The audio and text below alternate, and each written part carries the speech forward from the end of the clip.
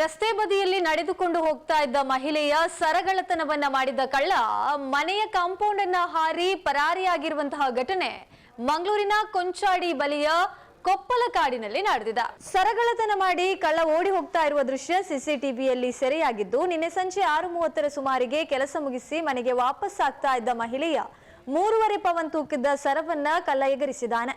ಈ ವೇಳೆ ಮಹಿಳೆ ಹಾಗೂ ಸ್ಥಳೀಯರು ಕಳ್ಳನನ್ನ ಹಿಂಬಾಲಿಸಿದ್ದಾರೆ. ಈ ವೇಳೆ ಕಳ್ಳ ಮನೆಯೊಂದರ ಕಾಂಪೌಂಡ್ ಒಳಗೆ ಹೋಗಿ ಗೋಡೆ ಹಾರಿ ಪರಾರಿಯಾಗಿದ್ದಾನೆ. ಅಲ್ಲದೆ ಸ್ವಲ್ಪ ದೂರ ಹೋಗಿ ಬಟ್ಟೆ ಬದಲಾಯಿಸಿ ಎಸ್ಕೇಪ್ ಆಗಿದ್ದಾನೆ. ಸ್ಥಳಕ್ಕೆ ಉರುವಾ ಠಾಣಾ ಪೊಲೀಸರು ಭೇಟಿ ನೀಡಿ ಪರಿಶೀಲನೆಯನ್ನ ನಡೆಸಿದ್ದಾರೆ.